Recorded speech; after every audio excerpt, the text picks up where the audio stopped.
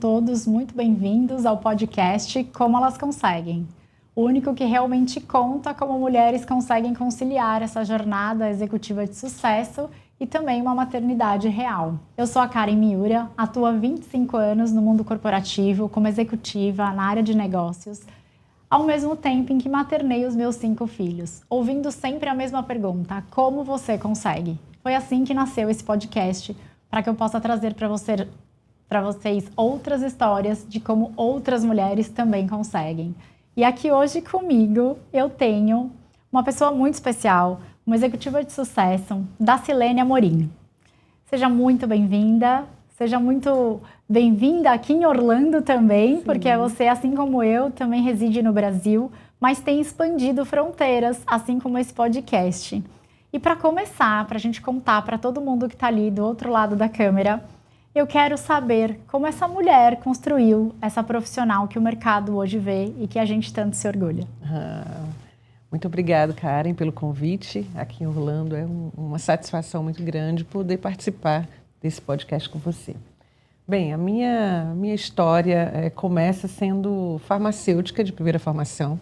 Formei em Fortaleza e tenho ali uns 26 anos de formada já. E vinha trabalhando tranquilamente em Fortaleza. Na verdade, eu formei e fui para São Paulo. Fui fazer uma pós-graduação e nunca mais voltei. Fiquei na área das ciências farmacêuticas, né, atuando como farmacêutica durante muitos anos, até que um incidente regulatório me trouxe para o direito. Então, eu era consultora na área da saúde, né, na área farmacêutica, e atuava também como responsável técnica, até que uma das empresas que eu entrei, acabei coordenando a maior licitação de preservativos do mundo em 2004. Uau, que sucesso! Eu adoro essas histórias que começam a cruzar caminhos que eu chamo de nexialistas. Quando a gente tem vários conhecimentos que conectados ampliam, exponencializam os resultados que a gente causa. Sim. Foi nesse momento que talvez você tenha, então, da sua história, percebido que uma profissão só não seria suficiente, é isso? Na verdade, quando a gente começou a ter alguns desafios, né, e um deles era um profissional que conhecesse da área da saúde, do direito, é que eu percebi que o mercado era carente, mas ainda não foi naquele momento que eu entrei, que eu busquei outra profissão.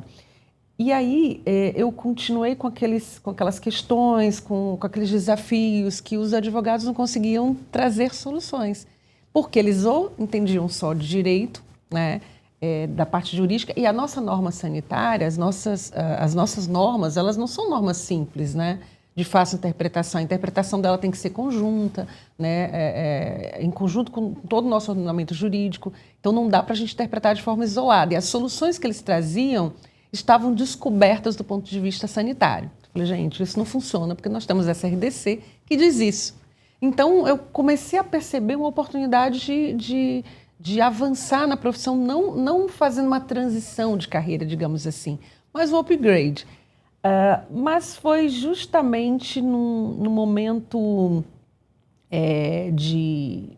da maternidade, em que eu tive a minha filha, e nesse momento eu estava com uma ascensão profissional muito grande. A gente sabe que a mulher, quando ela tem filho, a gente acaba a gente tenta ali segurar todos os pratos, mas... Você vai contar logo mais para nós como foi isso também. Mas eu estou curiosa para saber como uma farmacêutica sai do ramo de farmácia e entra para esse lugar aí regulatório, porque de fato eu sempre falo, né, que se você pensa que o compliance é caro, tente o não compliance. Tente o não compliance. A parte regulatória, de fato, é uma parte muito importante.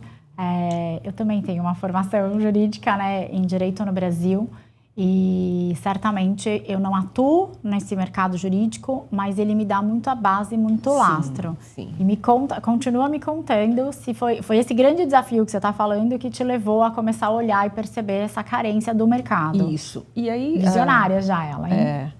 E aí, quando eu tive um cliente de consultoria, nós fizemos toda a defesa administrativa de um recolhimento de produto, né, indevido, fizemos a defesa administrativa, mas a Anvisa, que é o nosso órgão, nossa agência reguladora, no Brasil, demora muito, que é equivalente ao FDA aqui, demora muito nessa resposta, e eu falei, a gente precisa agora entrar com com uma liminar, um pedido de liminar, e eu não era advogada. E aí fiz parceria com um advogado que é um grande amigo até hoje, um grande parceiro. Bom. E fizemos 1, 2, 3 ações. E aí, quando eu estava grávida, ele falou, não dá mais, pensa em fazer direito, porque a partir de agora eu preciso que você também seja advogada. Que demais! E aí foi uma circunstância, né, que te levou, uma oportunidade que você enxergou de uma forma muito visionária, né? E que junto com esse parceiro você trilhou esse caminho. Porque ele falou, eu cheguei no meu limite técnico, né? Olha então, só a partir de agora, você precisa estudar direito para me dizer o que dentro da área técnica a gente consegue desbravar e defender o cliente, né? Daci, você sabe que eu sempre falo, quando a gente vai sair da zona de conforto, e eu acho que isso é uma coisa que a mulher, ela tem, assim, a capacidade, quando ela se permite, de sair com segurança dessa zona de conforto. Mas a gente precisa lembrar que, apesar de ter essa capacidade, a gente também tem algumas coisas que a gente precisa se liberar para conseguir avançar, que são crenças, que às vezes eu falo, que são estabelecidas nas nossas mentes, às vezes pelos nossos pais, às vezes pela sociedade, às vezes, enfim, autocriadas, né? Elas aparecem na nossa mente. O que você precisou abandonar como farmacêutica, né? E que crenças você precisou abandonar para ter coragem de sair dessa sua zona de conforto, para sustentar essa mudança? Eu acho que primeiro foi entender que não se tratava de uma transição, né, de carreira, porque eu amo ser farmacêutica também. Isso me custaria muito caro ter que abandonar a profissão para entrar em outra profissão. E o meu grande desafio era unir as duas profissões. Né? Quase que dizer, preciso deixar de trabalhar para ser mãe, né? Exatamente. Isso é muito interessante que você está falando, porque a sua maneira de pensar, ela vale para o todo. Vale para todo. E eu ali agarrada com a farmácia, mas eu vislumbrando direito, eu falei, mas como eu vou conectar essas duas áreas? Como eu vou me introduzir, né? Então, isso custou um pouco caro, porque de alguma forma a gente se afasta também.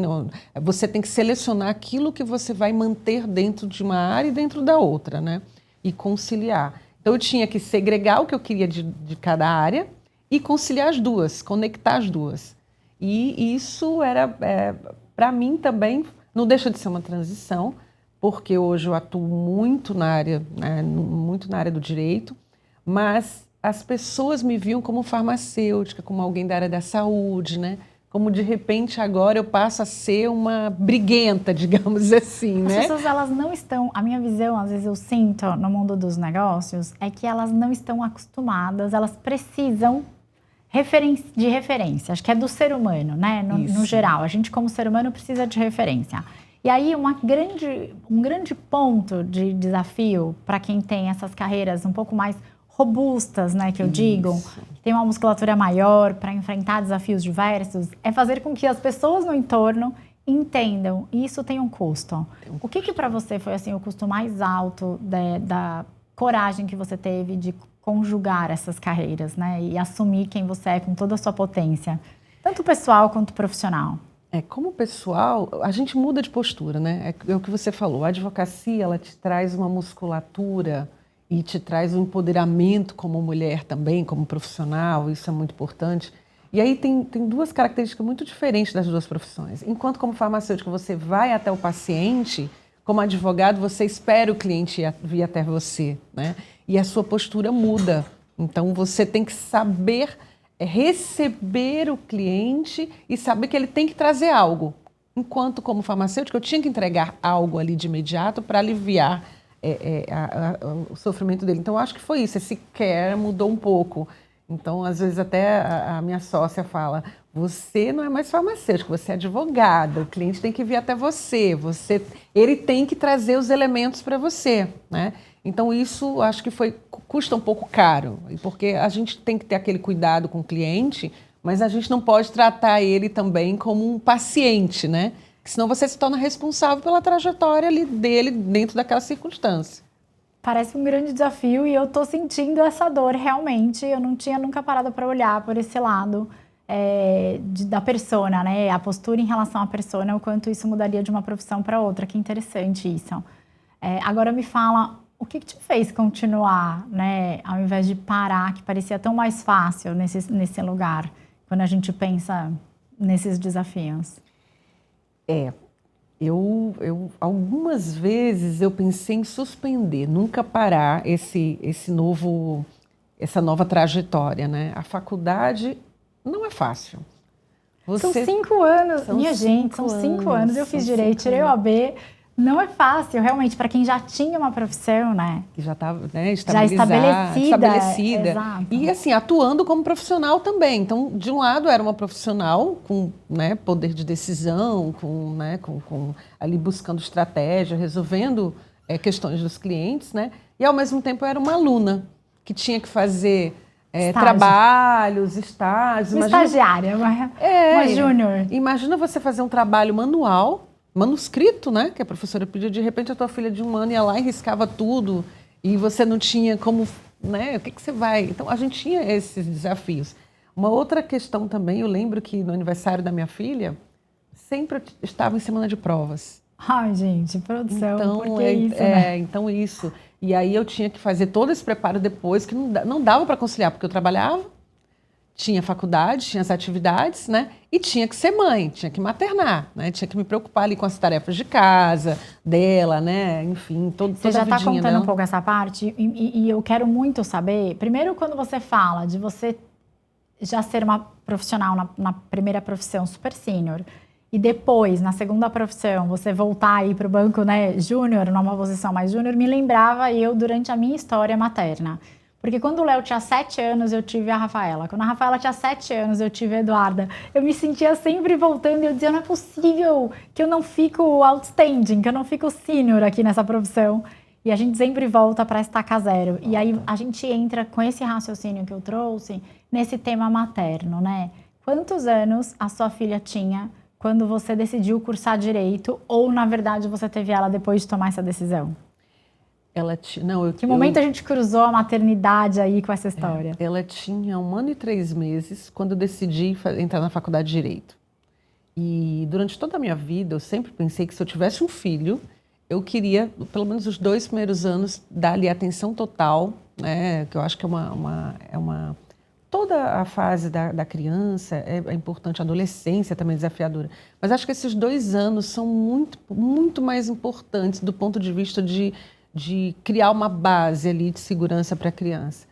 Então, me doía muito, porque com 1 ano e 3 meses eu resolvi fazer faculdade, não fiquei mais em tempo integral com ela, porque eu me dediquei realmente, suspendi ali alguns projetos, adiei algumas coisas e fiquei aquele primeiro ano totalmente com ela. E com 1 ano e 3 meses, acho que o primeiro dia de deixar ela na escola e ir para a faculdade foi doído. Você estudava de manhã, deixava ela na escola e ia estudar. Foi essa a rotina? Exatamente. Adoro saber de rotinas, porque aqui a gente precisa saber como é que a outra faz, como é que ela conseguiu, né?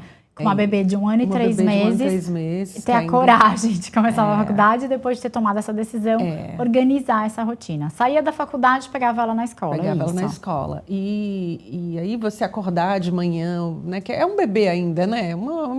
Super, porque assim, são decisões duras, né? Que decisões assim duras. Você acha que foram as mais duras e que você precisou tomar como mãe, né? Até para você não abrir mão, assim, de ser essa profissional que você hoje se tornou também.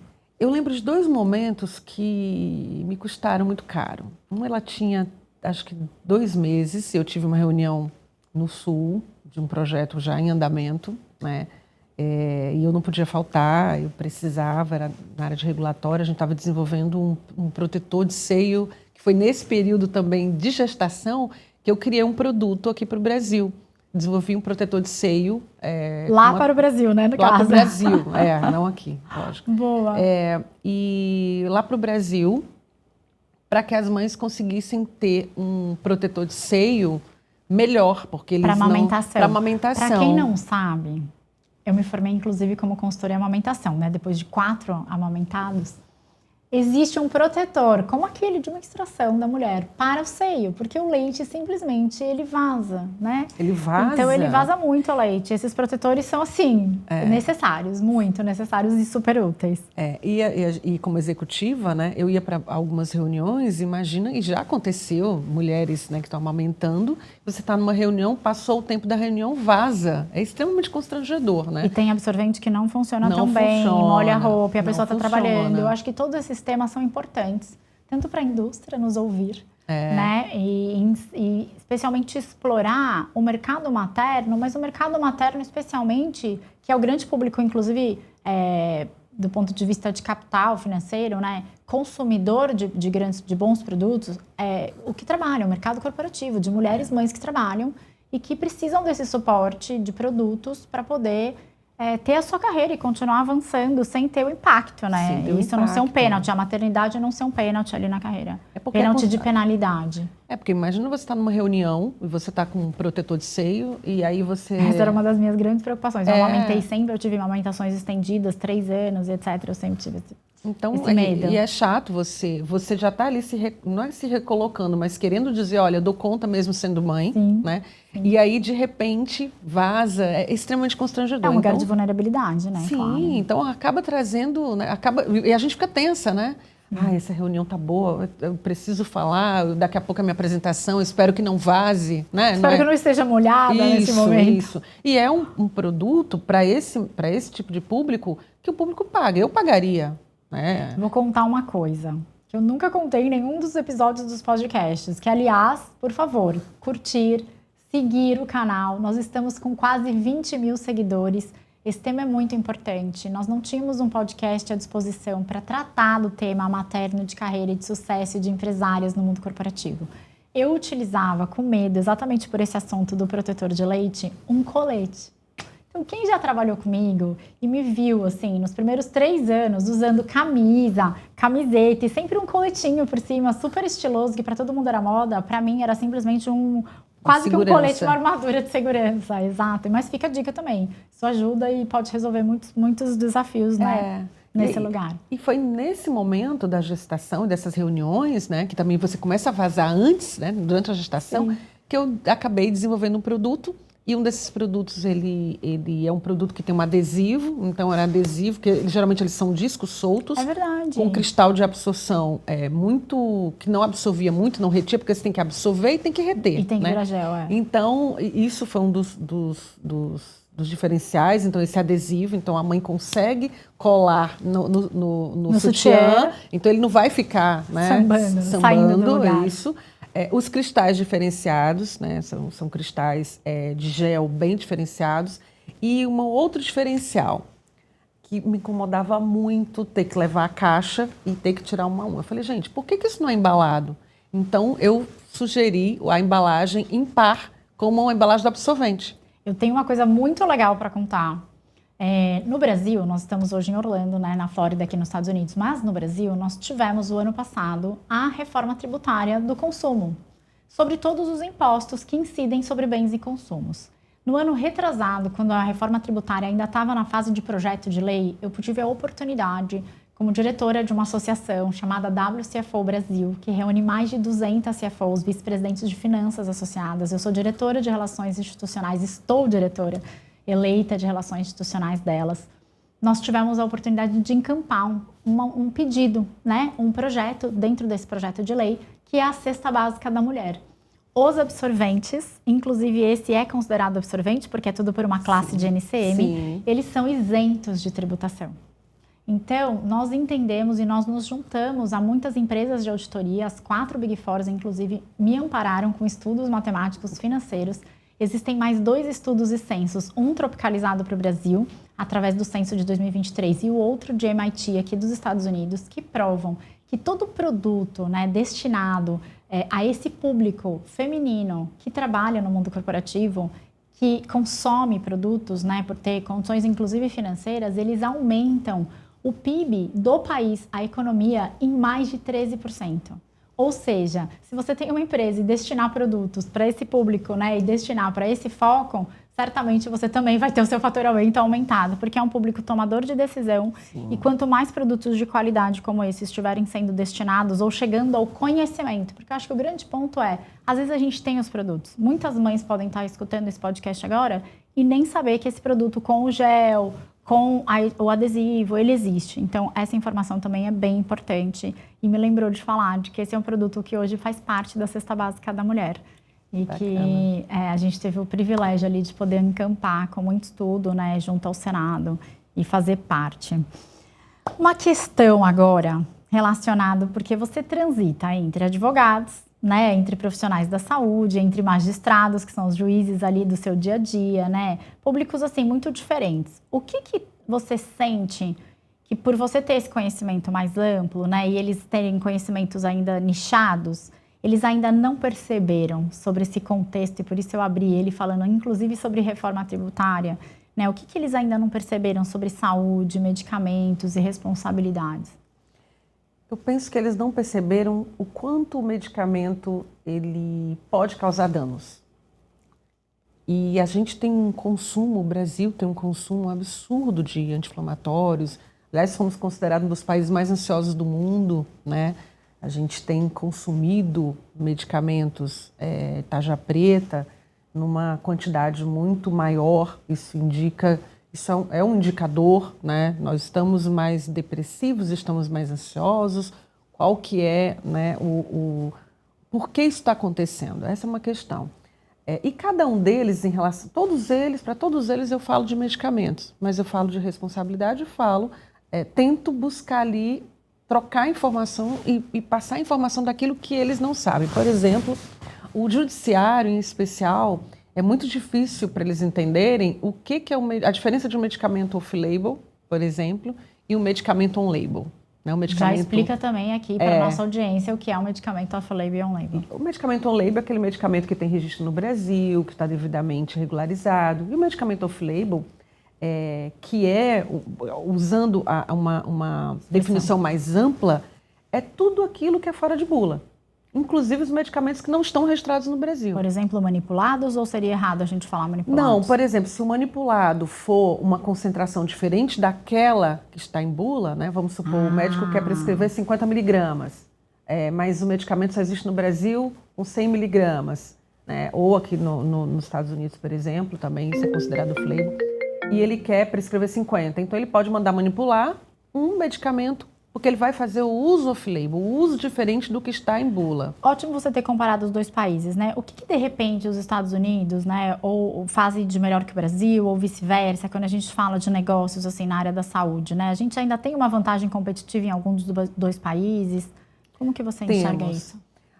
O Brasil, nós temos duas vantagens competitivas aqui, dentre várias, né, que são importantes e que estão agora sendo bem mais exploradas, né?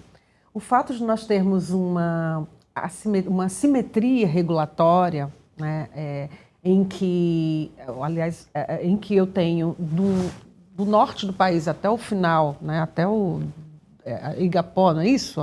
Isso, Igapó.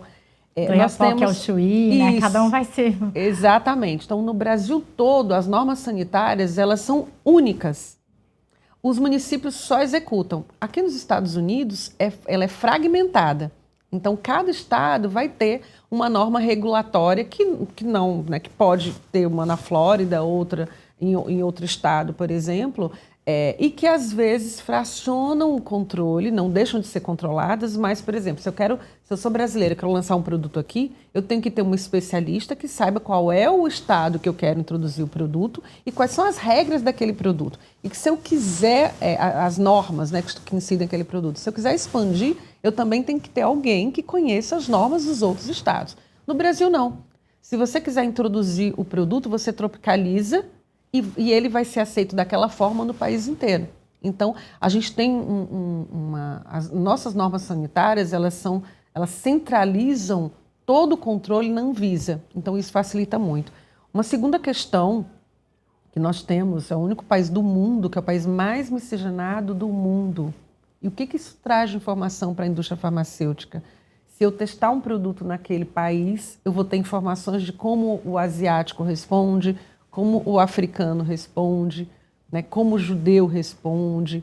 Então, eu tenho uma resposta muito mais ampliada, plural. O futuro é plural, isso, né? Eu falo muito sobre futuro, sou considerada CVO assim, do mundo corporativo, né, nas Américas hoje, porque atendo aqui empresas nos Estados Unidos também. E, de fato, eu sempre digo que o futuro, ele é plural. O futuro preferível, ele é plural, né? Ele é muito mais rico. Que tipo de ponte que você está, assim, construindo entre o Brasil e os Estados Unidos para empresários, profissionais, investidores que querem ter essa segurança jurídica e técnica? Algumas pessoas que estão, né, começando a assistir, de repente, o podcast agora, Eu faço landing, aterrissagem de empresas, tanto americanas no Brasil quanto brasileiras aqui nos Estados Unidos.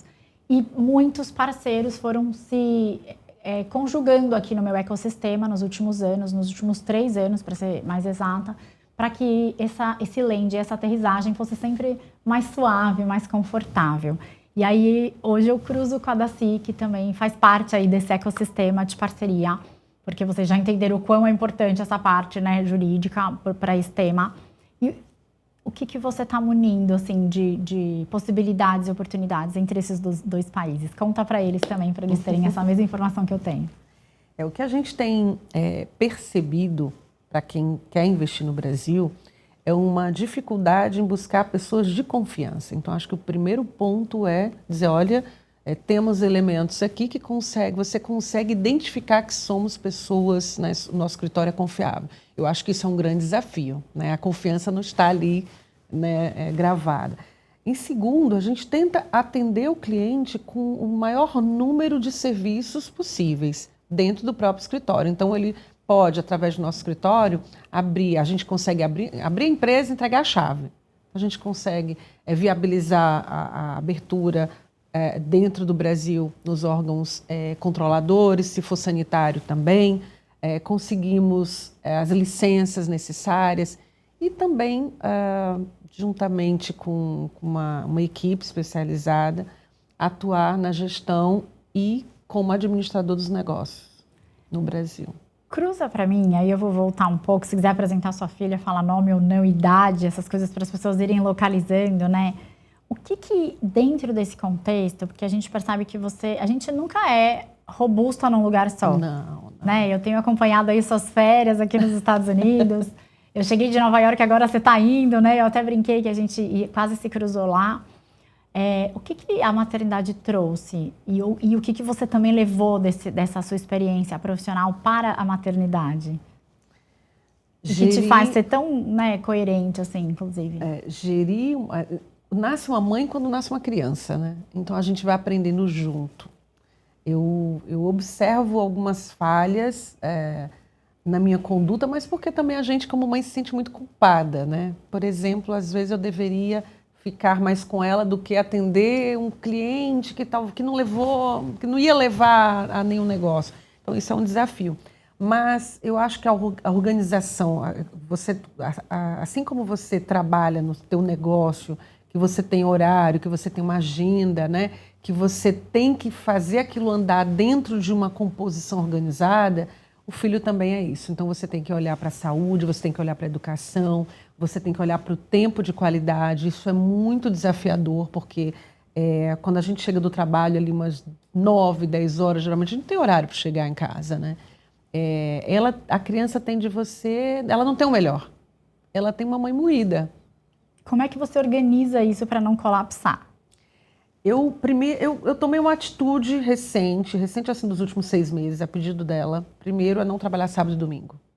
Então, passei a não trabalhar sábado e domingo. Escolhi um dia da semana para sair com ela também. Quantos anos ela tem hoje? 13. 13. A minha tem 15, então a gente está numa idade parecida. E a adolescência é desafiadora. Essa entrada na adolescência é pior do que a própria adolescência, eu digo. É pior. Porque para nós é um aprendizado. Depois você acha que acomoda e acha um caminho de comunicação. E é a própria adolescente também. Isso. Mas essa construção, de novo, é dureza, essa construção. Né? E nós estamos em fases, né, diferentes, óbvio, né?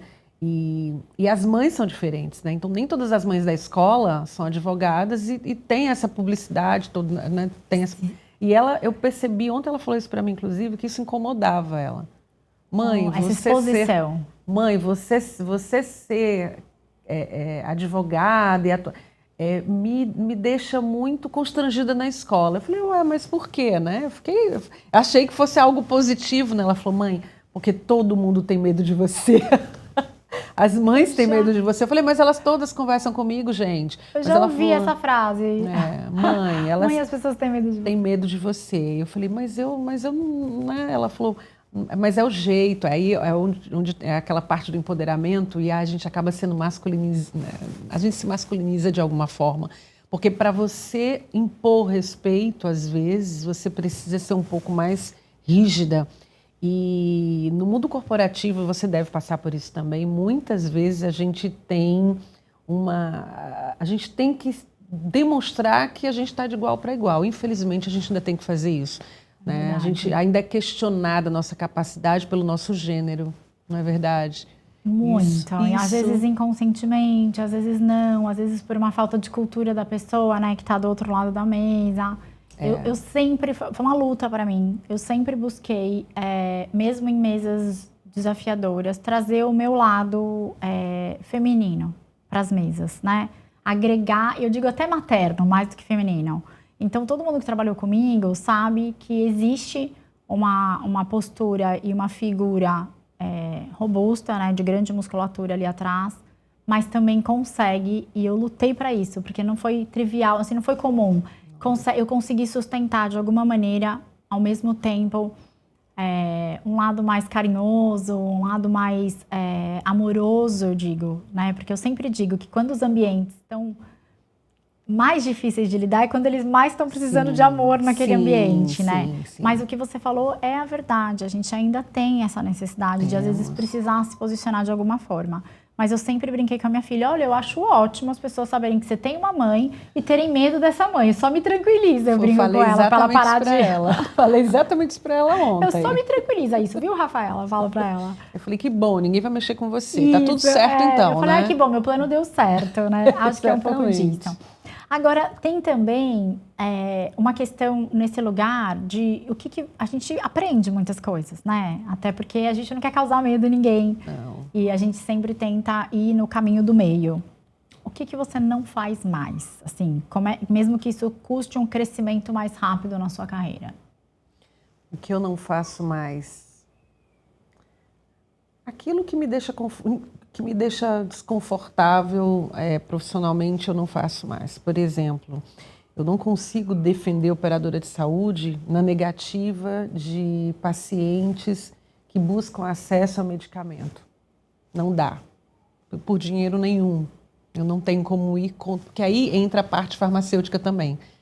Como eu, como farmacêutica, eu vou defender uma empresa que está negando acesso ao medicamento a um paciente que tem direito? Então, por mais que seja uma grande conta. Por mais que seja uma grande conta. Isso é excelente, porque você toca num ponto, eu falo sobre futuro, né? Eu como CVO profissional, independente, atuo em conselhos, né, de empresas, de escritórios, né, de advocacia, inclusive, para trazer perenidade, né? Para, de fato, entender o que são os projetos, os produtos, as empresas e as pessoas mais preparadas para esse futuro. Que tipo de futuro você está construindo para os seus filhos ao fazer essas escolhas que você está fazendo? Para sua filha, né, especialmente. Para os nossos, porque o mundo é para todo mundo. Eu acho que registrar que a gente tem que ter princípios e valores e buscar sustentá-los é duro, mas a gente tem que fazer. Esse é o preço.